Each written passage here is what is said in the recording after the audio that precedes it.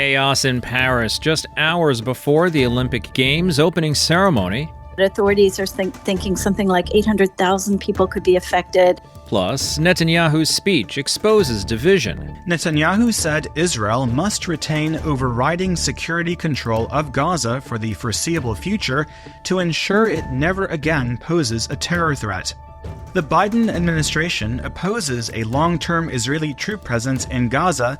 And later, an update from Kyiv and a conversation with White House National Security spokesperson John Kirby.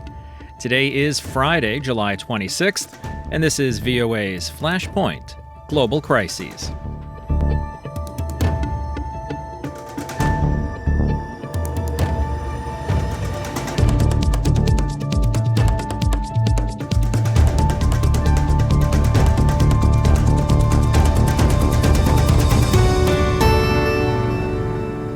Good evening, I'm Steve Karish in Washington. No injuries, but massive delays, frustration, and confusion in Paris as a coordinated arson attack set fire to train equipment just hours before the Olympic opening ceremony. I'm joined by VOA's Lisa Bryant in Paris for more. For a lot of people who are trying to get in and out of Paris, it's just a huge, massive headache. I mean, I think that authorities are thinking something like 800,000 people could be affected. And this is as many Parisians are trying to flee the Olympics and go, somewhere for the summer. And of course, lots of people are trying to get into Paris, for the games. So the timing is really bad. It sounds like Paris prosecutors have already opened an inquiry, and they call it an attempt to undermine fundamental national interests. It seems like they suspect some kind of organized gang was behind it. So let's take it back a step. What exactly did happen? Where are the fires? The fires are they've apparently affected a number of lines in France's Atlantic, northern, and eastern areas. It sounds like among the things that were targeted, they happened very early. It sounds like very early Friday morning, like between 1 and 5 a.m. And cables, among other things, were targeted, and these apparently ensure the security of train drivers. And these were apparently set on fire. But nobody was hurt. No, not as far as we know. It's as you said, it's a problem for the rail system. But no, it's not like that there was a terrorist attack or anything of the sort so far. So a problem for the city, a problem for the rail system to be sure, but the elephant in the room, so to speak, is the Olympics. The opening ceremony is later on Friday. Have Olympic organizers said anything about security threats they've received or about changes they're making to their procedures? I haven't seen anything on that, but of course, there are also, there've been just there's been a huge effort over days and weeks to prepare against all kinds of security threats. I think the French Prime Minister, Gabriel Attal, said, it's impossible to predict and divert something 100%, but we can certainly plan for it. So, there's a huge cortege of police, something like 45,000 or something for the opening ceremonies, just of police officers. 10,000 soldiers are deployed. They have people who have been inspecting, and I'm sure still are inspecting, their sort of river police that are going up and down the river where the ceremonies are taking place. So I think that there are all kinds of efforts. Well, I guess we'll leave it there for today. Lisa Bryant in Paris. Lisa, thanks for your time. Thanks for your reporting. Thanks, Steve. There are reports that a 40-year-old Russian man was arrested earlier this week in connection to a suspected plot to destabilize the Games. The Kremlin has denied any knowledge, and there have not yet been any statements from French authorities. Check voanews.com for the latest. Meanwhile, in Washington, Israeli Prime Minister Benjamin Netanyahu's visit continues to be the talk of the town.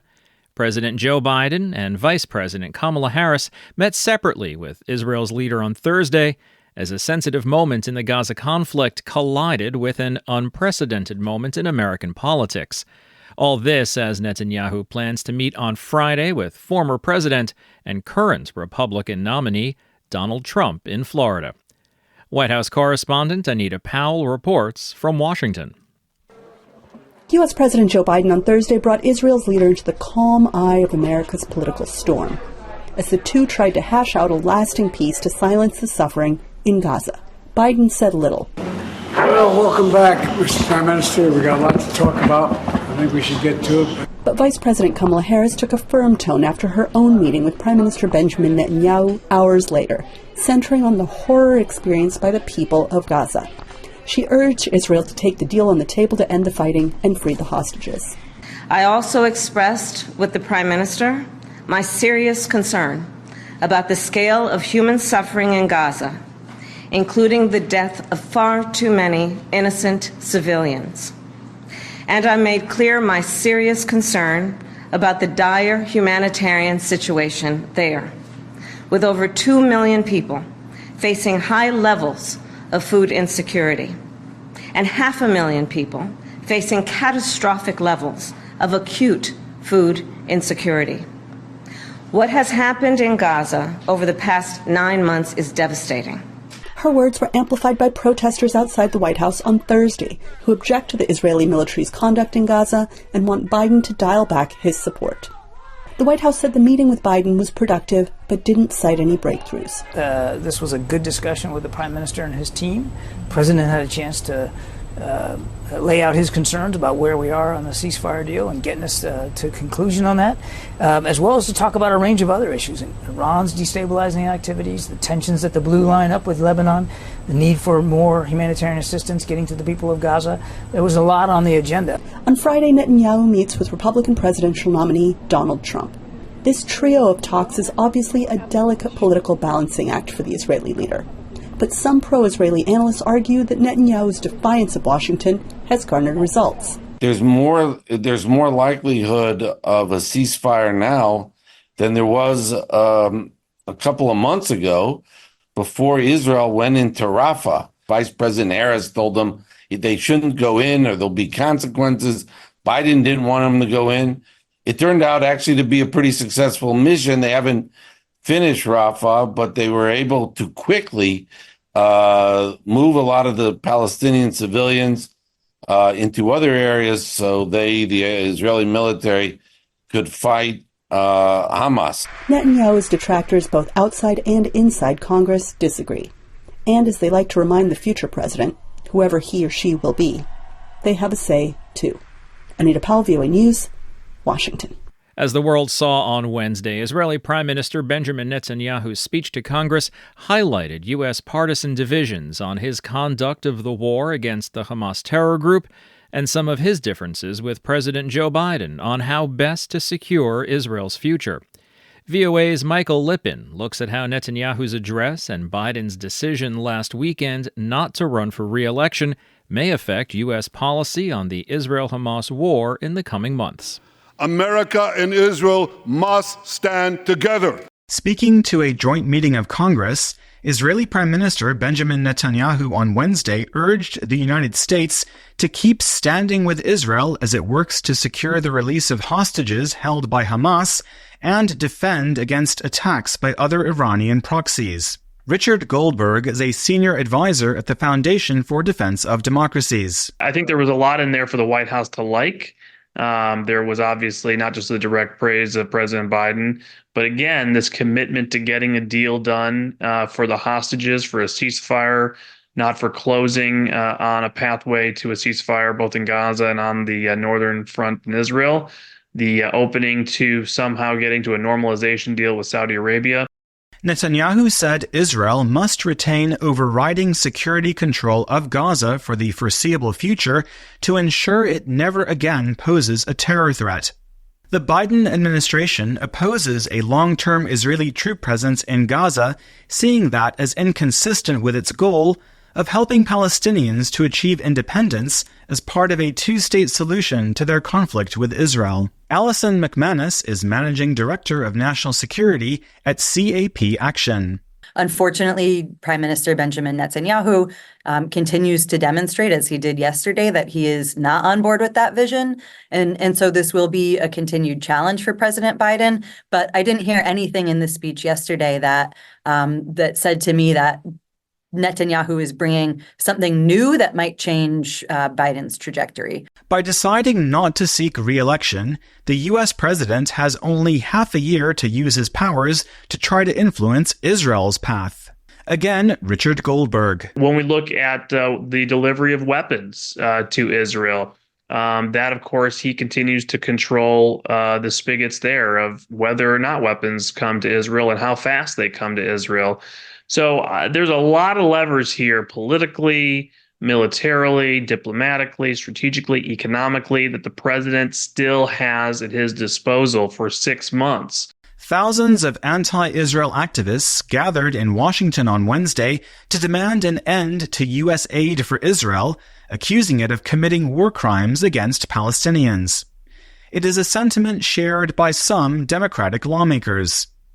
Dozens of others gave Netanyahu's speech lukewarm applause or boycotted it in a sign of sharpening divisions among Democrats on Israel. Again, Alison McManus. There are some pretty serious concerns about how Israel has used U.S. taxpayer-funded weapons in its war in Gaza. Again, that's not going to jeopardize support for Israel's defense, but I do think it's made many lawmakers, particularly Democratic lawmakers, think twice about how quickly and how much continued additional support they might provide. Netanyahu got a more enthusiastic response from Republicans for his call to give Israel the tools to finish the job faster against Hamas. It is not clear whether he will get them by the end of Biden's term. Michael Lippin, VOA News, Washington. On Thursday, Kamala Harris said that she had put pressure on Israel's Netanyahu to help orchestrate a ceasefire in Gaza. However, her call for a ceasefire and critique of Israel's military approach has drawn criticism from Israeli politicians. Israel's far-right Minister of National Security, Itamar Ben-Gvir, posted on social media rejecting the idea of a truce. The Israeli finance minister accused Harris of capitulating to Hamas. For the people of Israel, however, it's a bit more nuanced. Avraham Laufer lives in Jerusalem. I think that the meeting is important. I think it's important that Kamala Harris met our Prime Minister. It's a positive thing. It's obvious that we all want to end the war. We don't want this war from the first day. We are against it. It's a war that was put upon us. I hope that Kamala Harris is sharp enough to understand what's going on in the Middle East, because Biden was sharp enough. Although he's old and everything, but he's sharp enough. Trump is sharp enough. And I hope Kamala Harris, with her moderate statements, will not abolish this the chance to bring to a treaty and the end of the war. Meanwhile, another resident of Jerusalem, a Dutch national named Ernest Boogert, emphasized the importance of tackling the root cause of the conflict. What I see here in this country is that people suffer a lot from this war. Nobody wanted this, but it is necessary. It's a fact that we as Dutch people living here, we are confronted with the same problem and with the same stress. So, talking about the war, you can say the war has to end, the war has to stop, but it doesn't remove the problem why this war started. So also as a foreigner living in this country, we woke up in the morning when 1,200 people were killed, okay? Brutally killed in the most terrible way. I've been seeing every video, every photo that was put on Telegram and censored. These were videos. I was like a member of, I looked at the channels of Hamas and Hezbollah. So I've seen what they put there. What they put there is their victories. So this has to end, this problem. So you can say end the war, no. End this brutal killing and end those who are responsible for it. Meanwhile, Israel is seeking changes to the plan for the Gaza truce and the release of hostages by Hamas. It complicates a final deal to halt the 9 months of fighting. All this according to a Western official, a Palestinian, and 2 Egyptian sources. Israel says that displaced Palestinians should be screened as they return to Gaza's north when the ceasefire begins, retreating from an agreement to allow civilians who fled south to freely return home. Israeli negotiators want a vetting mechanism for civilian populations returning to the north of Gaza, where they fear these populations could support Hamas fighters who remain entrenched there, according to a Western official. Egyptian sources said there was another sticking point over Israel's demand to retain control of Gaza's border with Egypt in order to prevent weapons from being brought in.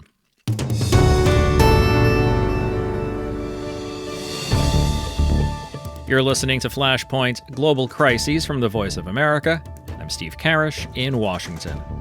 Russia continues its aerial assault on Ukraine. We'll get an update from Kyiv in a few minutes. Up first, though, John Kirby, spokesperson for the White House National Security Council, spoke exclusively with VOA on Thursday. He said negotiations for a ceasefire in Gaza are ongoing, but it's not time to celebrate yet. I wouldn't describe it as increased optimism. I mean, obviously, we believe we're closer now than we have ever been to a hostage deal, but that doesn't mean it's done. Nobody's being Pollyannish. We've got to get it over the finish line. And as you know, the Prime Minister and the President both had an opportunity to speak to the families of the Americans that are being held hostage, and that was important, too. He also addressed a continuation of current American policy should Kamala Harris become president, but again, he steered clear of a definitive statement. Well, listen, I'm not going to speculate about the future, and those are questions for the Vice President and her team to speak to.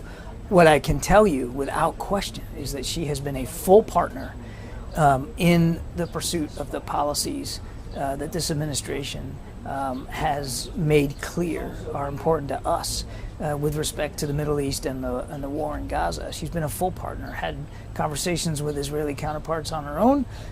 She's been involved in virtually every conversation that the president has had with Prime Minister Netanyahu. Now, today she was out of town and wasn't able to be there for the meeting in the Oval Office, but as you rightly pointed out, she's having her own meeting with Prime Minister Netanyahu, very much in keeping with her very active hands-on engagement in this. And finally, changing topics, he addressed the war in Ukraine and the alliance between Russia, China, and North Korea. We have certainly watched with concern the burgeoning defense relationships between Russia and China, between Russia and North Korea, the way that it's manifested itself, particularly in Ukraine, with Chinese companies now providing components for some Russian systems, North Koreans providing artillery shells and ballistic missiles. Obviously, that's of concern to us.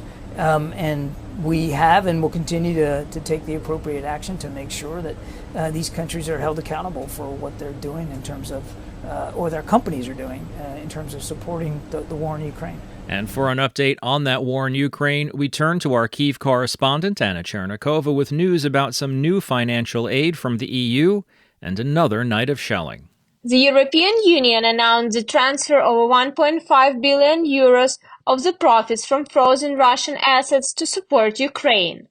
President of the European Commission, Ursula von der Leyen, confirmed this in X.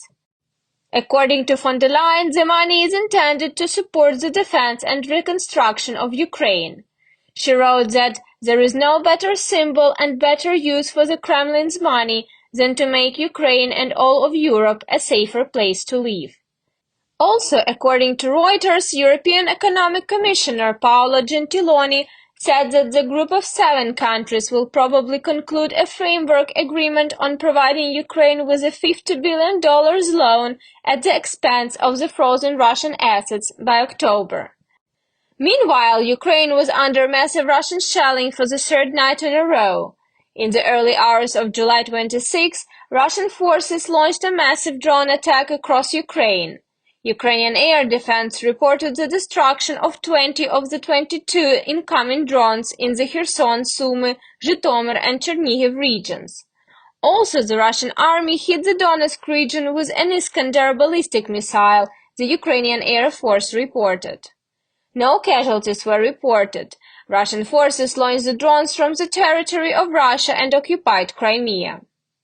Talking of Crimea, local residents and media channels reported the sound of explosions and fire before dawn on Friday. Explosions were heard in the area of the Saki airfield in Novofedorivka. Saki airfield is one of the main airfields Russian forces use to launch jets to conduct shelling of Ukrainian territory. It was also a place with a high concentration of Russian military equipment and modern air defense systems. The General Staff of the Ukrainian Armed Forces confirmed the attack on the Saki military airfield in occupied Crimea. The department emphasized that the airfield was under the protection of modern Russian air defense equipment. Now the Ukrainian military is clarifying the information about the damage caused. The Russian military and the Crimean authorities do not comment on this incident. In the meantime, the Ministry of Internal Affairs of the Russian Federation announced the arrest of a man suspected of blowing up a GRU officer's car in Moscow. During the interrogation, the detainee admitted that he allegedly started cooperating with the Special Services of Ukraine in February 2023. According to him, he was offered to eliminate the officer, and after that, he said, he received the components of an explosive device. He claims that he was promised Ukrainian citizenship and a reward of $10,000 to $20,000. Ukrainian authorities did not comment on that. The Minister of Foreign Affairs of Ukraine, Dmytro Kuleba, commented on the results of his visit to China. He said that as a result of the negotiations with his Chinese colleague, Wang Yi, he received a clear signal that China is not looking for temporary solutions, but is working on a sustainable and strategic solution to the problem of the Russia-Ukraine war. In particular, Kuleba noted that the first and most important point is that China supports the territorial integrity of Ukraine.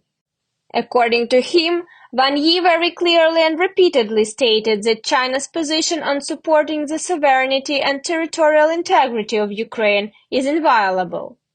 The second important diplomatic point, according to him, is the position regarding the establishment of a stable and just peace in Ukraine. Previously, President Zelensky said that the trip proved that China is not planning to supply Russia with weapons, however, did not provide any details. Anna Chernikova, VOA News, Kyiv.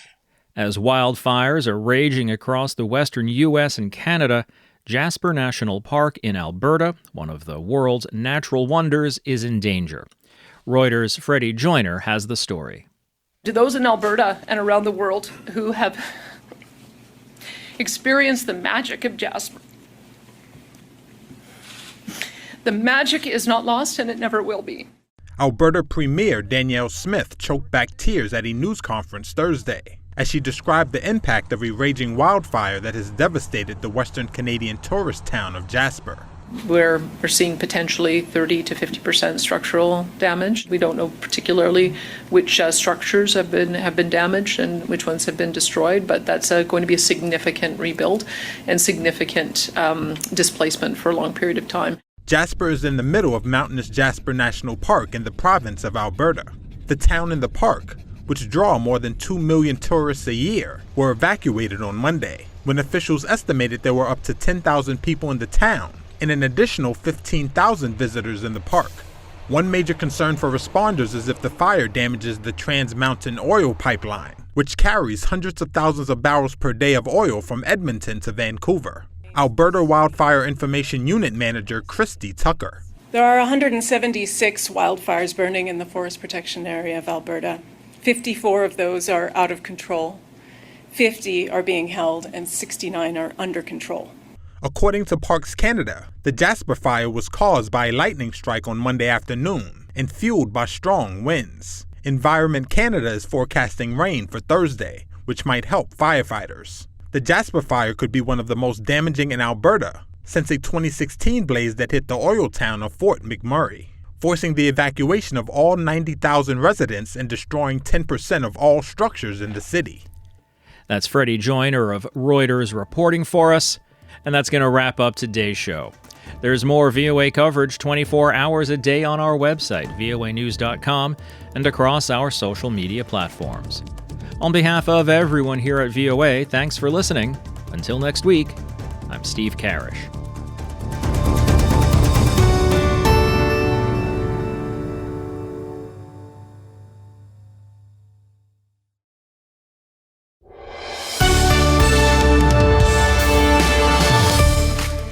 For deeper dives and expert analysis, listen to VOA Podcasts. Issues in the News explores the biggest stories every weekend, while International Edition keeps you informed every weekday. Plus, with the 5-minute newscast at the top of every hour, you're always up to date.